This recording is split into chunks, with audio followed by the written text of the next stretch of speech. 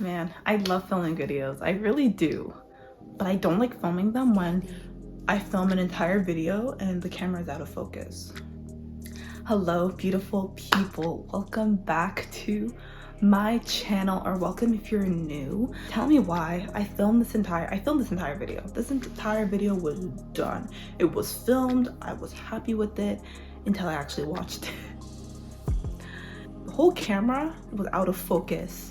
For today's video, we are going to be touching on the topic of speaking up for ourselves and not being someone's doormat.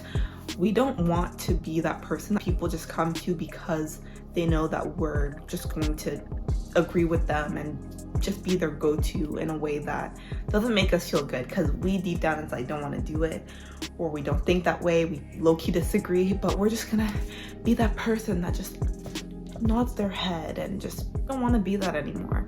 And we also want to have our own voice so that people don't treat us anyhow. I'm no professional whatsoever. I'm not somebody who has fully overcome this. I still go through this. I'm just sharing my experience. If you're somebody who's going through this as well, I understand you. I'm just like you. Anyways, so let's just get right on with the video. So when I was younger, I was that kid who wouldn't speak up in class, who wouldn't have an opinion on anything. I would kind of just agree with the majority and call it a day, but most of the time I wouldn't agree. So I wasn't that kid in elementary school or in high school who would participate much, who would say what was on her mind, and who would be that person who had, of course, everyone has opinions, but I wouldn't verbally say my opinions. I would kind of, like I said, just agree with everybody, agree with the majority, even though there are moments where I didn't agree. Okay, so there was this situation in particular in the 3rd grade where I was signed up for a weekly lunch subscription. So every Tuesday I would receive a lunch box, and in the lunch box there would be a thermos with the lunch in it and cutlery. So this one Tuesday in particular, my teacher gave me the lunchbox, and the lunchbox felt lighter than usual. I almost said heavier. It felt lighter than usual, and I thought to myself, okay, that's weird. Why is it lighter? Maybe there's just a sandwich in there today. Maybe it's just a different type of lunch, even though every single week I would get a thermos. I opened up the lunchbox, and tell me why it's empty. The lunchbox was empty. So what did I do, you ask? Thank you for asking. I sat there, I closed the lunchbox, and I waited for the lunch period to end. Instead of raising my hand and saying, "Excuse me, madam, my lunchbox is empty. I have no lunch in it. What do I do?"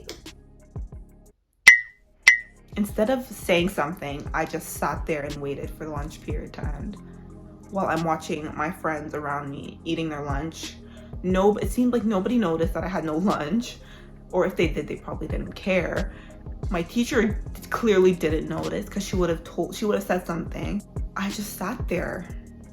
But now that I think of it, if my teacher handed me the lunchbox and noticed that it was lighter as well, lighter than usual, why didn't she open it up to see if there was anything in there? But anyway, that's not the point. That's literally not the point of this story. The point is that I sat there and waited for the lunch period to end. I got home, I was super hungry, and I was eating so much, and my parents were very confused as to why I was not only eating a lot, but eating quick. And I told them, hey, I actually had no lunch today. There was nothing in the lunchbox. I was thinking that they were going to get mad at the school or get mad at my teacher, but no, they got mad at me. They got mad at me for not speaking up for myself, and they have every right to be. Honestly, that was my fault. I should have just said something, because at the end of the day, I'm the one who's suffering. And that could have been avoided if I had just stood up for myself. I was 8 years old. I was old enough to raise my hand and to say something, but it was just so ridiculous.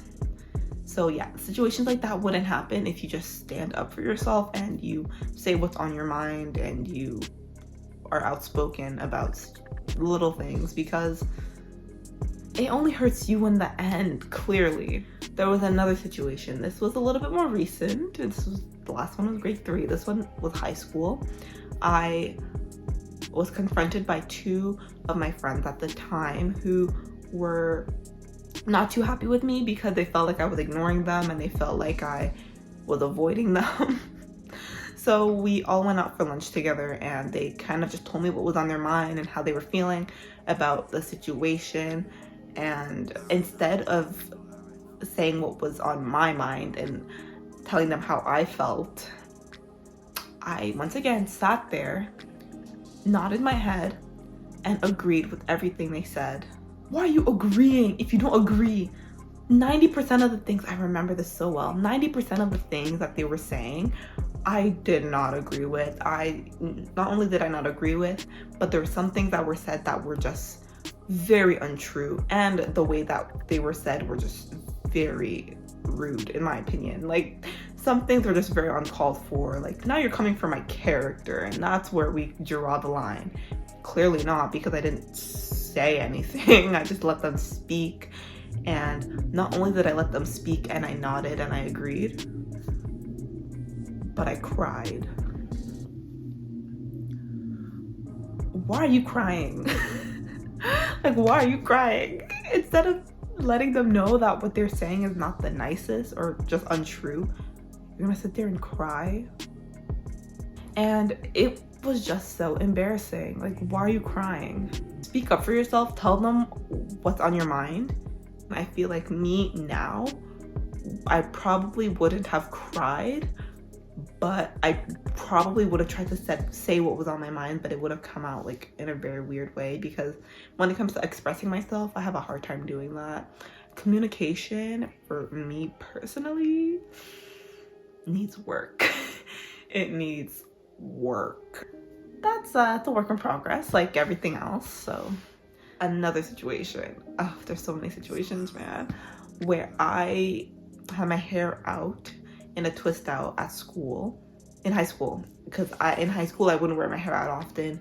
It would just be in braids, or my go-to was a bun or a puff. But this time I had it out, and I had this one music teacher in particular who kept looking at my hair, and I noticed he was very fascinated by my hair. And he said, "Oh my goodness, Kaylinda, your hair is so beautiful." I said, "Thank you, like, that's so sweet." Why does he get up from his desk, walk towards my desk, and starts